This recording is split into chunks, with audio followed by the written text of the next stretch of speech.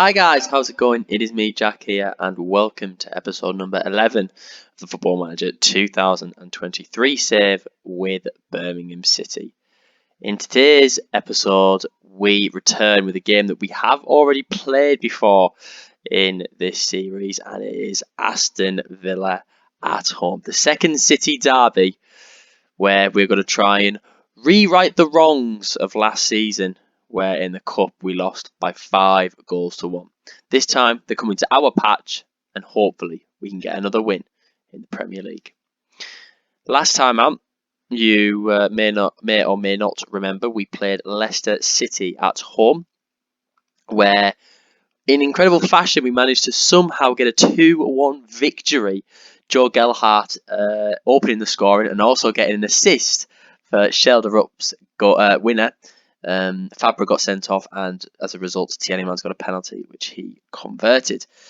Since then, we've actually been on a bit of a downwards spiral. We've only played 4 games in the league and 1 in the cup, but we've lost every single game that we have played.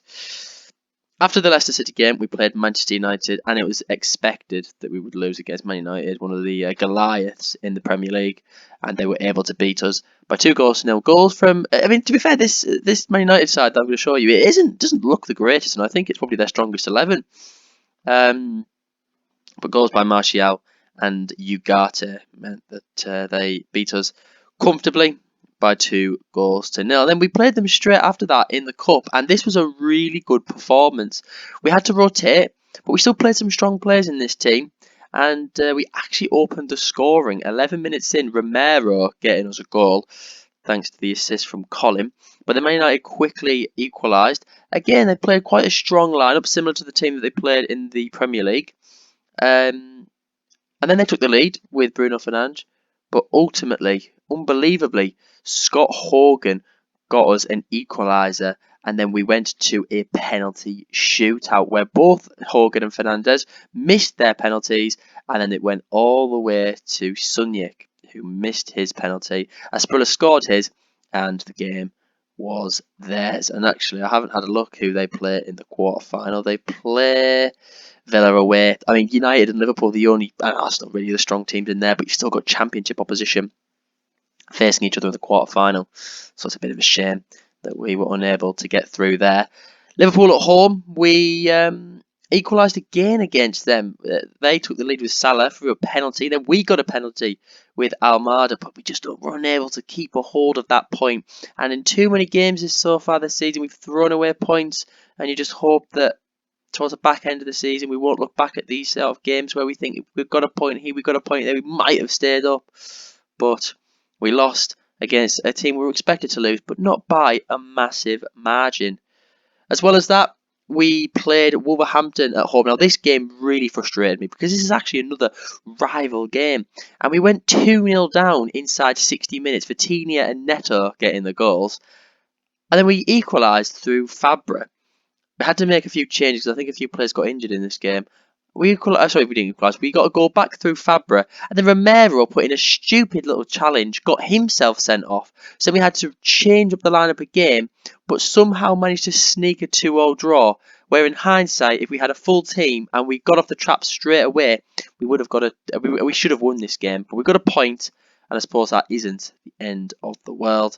And then inside the friendly against TNS, we lost 1-0 against Tottenham Hotspur. 1-0 lost. Perisic with a penalty again. We do like to give away a lot of penalties. We do like to give away a lot of yellow cards this season as well. But it was a game where Tottenham just edged it, and they got the 3 points. So because of this 5-game streak without a victory, we sit 18th in the division. We are inside the relegation zone for the first time this season. Not too concerned about that at the minute. We are already 12 games in, and I'm really, really happy actually with our goal difference. We haven't conceded many goals, but on the other hand, we haven't scored too many goals. And that's been the issue, really. If you look at the goal scoring count, Chong, who was injured for quite a number of games, is still our highest scorer. Got players such as Joe Gelhardt here who haven't started yet to really start firing, which I think he will do. And Shelderup has had to have a go at advance forward in a few games. Hasn't been able to really find the goals just yet. But we've got a nice little run here in December. We've got rid of this tricky patch. We've got games such as Watford, Brentford, Crystal Palace, Villa as well has to be in this mix, and Newcastle, where we're hopefully going to pick up a few points. I'm just thinking about sort of preparation for January. I don't think we're going to be really doing any business in January, just because we haven't got the finances to be able to facilitate any moves. But I'm going to try my hardest, see if I can work my magic and get a player or two in that might just help boost the squad in the coming months as we look to try and survive. Apart from that, I don't think there's anything else really to show you, bar suspension. Howard Bellis is out for a game, as well as Luca Romero with his silly sending off. He's got another 2 games on the sideline. But yeah, with that, let's just throw ourselves straight into this match, the second City derby. We've got Ruddy in goal. Colin back from his injury at right back. We had to use a lot of Howard Bellis at right back. We even had a stint of putting Cabal at left back, just because we had a number of injuries to these right backs, and that's the issue. Because we ran out of finances, you know, we started to develop a little bit of a crisis with Angelo being out, but luckily he's just come back, and we're trying to work on his sharpness over the coming weeks and months. Colin at right back, Anel, Cabal and Fabra complete the back line. Sunyik at the ball winning midfield position, Onyeka and Almada in midfield, Chong, Sheldrup and Gelhardt we're going to go with up front. Some notable players that haven't been playing very well in the Premier League at the minute. Joe Bellingham has had a terrible time as a Mazzala this year. He hasn't had a good game at all in the Premier League. So hopefully he can start coming up and start developing in the not too distant future, as well as Juninho Bacuna, who I think has really struggled at the minute to try and find his feet in the Premier League. We are a Championship side, there's no taking that away, but we have players that should, you know, who should try and pick the others up who are of Premier League quality, and I'm hoping that this can transpire in the coming months as we still develop into a Premier League team. On the bench, though, we've got Etheridge, Langelo, Roberts, Gardner, Bacuna, Bellingham, James, Hogan and Hugo. Sam Byron will be back within the next 2 weeks as he tries to recover from a groin muscle suffered against Liverpool a month ago. Let's submit this team then, and hopefully we can try and get ourselves 3 points, because the longer you go on these ruts of not getting victories, the bigger that gap starts to develop between the teams ahead of you. And we definitely need to do something here today. We definitely need to try and get points against Villa, who will be a rival in terms of, you know, the mid-table battle. They can easily get dragged into the race if they aren't too careful.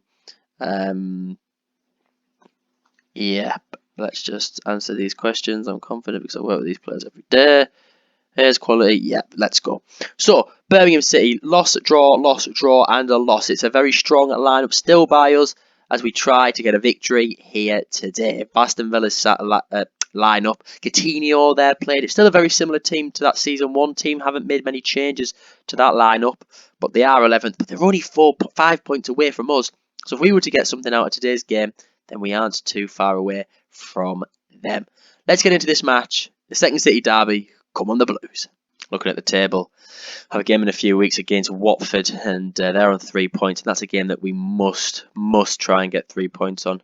Yeah, playing this game, you're always trying to look for ways where you can get points, and that would definitely be one of them games. And could be one of them games as well, as Anel Ahmedhodzic has got his first goal in the Birmingham City shirt. It's an assist from the corner by Almada. We've always got these near post corners taken straight to the head of the 6'5" defender, and that is a brilliant header into the back of the net, and we lead against Aston Villa, right in the wrongs, as I said, from last season. We have another highlight as well. Same opportunity passes by as we try to extend our lead. This is good though from Birmingham City. Hopefully we can continue this. Another opportunity. Fabra this time straight to the head of Anel. Goodness me, he could have had a hat-trick in this first half of headers.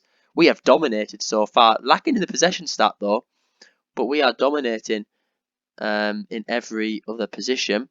Well done everyone, we are winning. Chong has looked like he's picked up a knock though. Yeah, right. I'm going to put Almada as the winger, and I am going to bring on Job Bellingham, because I believe that as a local lad, he understands the importance of beating Villa. So let's hope that he can be a part of this winning team here today. Everyone, looking like they're playing their part. A part again from Shelderup and Gelhardt. Shelderup's probably been the worst.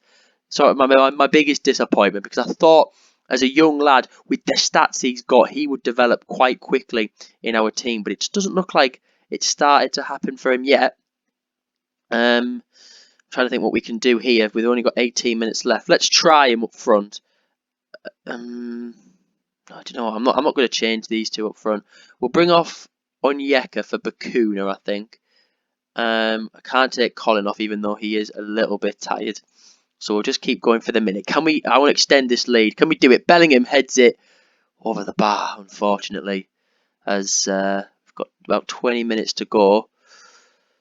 They still haven't had a shot on target yet. Let's go 10 minutes. Let's bring on Hogan. Bring on Hogan, see what he can do. And I'll tell you what I'm going to do. I'm going to bring on Fabra to play right back, and I'm going to bring Longello on at left back, because Fabra got a goal. I can't remember who was against a few games ago from the right back position, because we had to change it up defensively.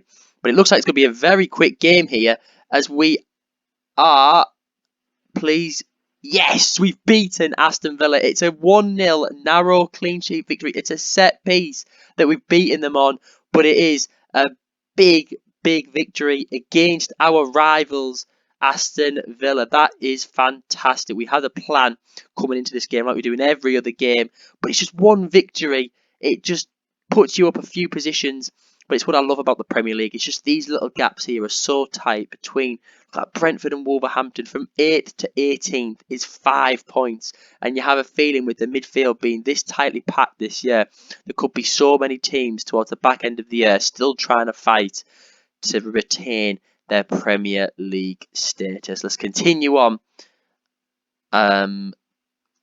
into this here. We'll praise Anel there for that performance. What did Gelhardt finish the game on? Let's have a look. 6.6, which is an average rating from him, but he's developing really well. He just doesn't. He started the season off quite well, but he just doesn't seem to. He seems to have lost that little that I don't know, that sense of scoring in front of goal. It's very surprising to see. Shelderup as well, developing nicely, and obviously if we stay in the Premier League, we obviously can keep him. And I want to try and tie him down to a contract, because I think, you know, he's only 19. He's still going to develop. He will turn good eventually. He's had a few goals. He's had a few assists.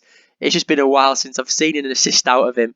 And hopefully this month we can pick up a few more results and try and get something out of these players. But that's a good start to the December month, and hopefully we can continue that throughout the entire month, and we'll come back for around the January time, maybe even the start of February, as we look to try and retain this status. That's all I talk about. You must be sick of me saying that let's just retain this status, but it's so important. If we finish 17th this season, it's a massive victory for ourselves. I don't care what we can do in any other cup competition, as long as we finish inside the top 17. Thank you so much for watching this episode, guys. If you have enjoyed it, please do hit the like button, comment and subscribe if you haven't subscribed already, and I'll see you for the next video very soon. Take care, guys. Bye-bye.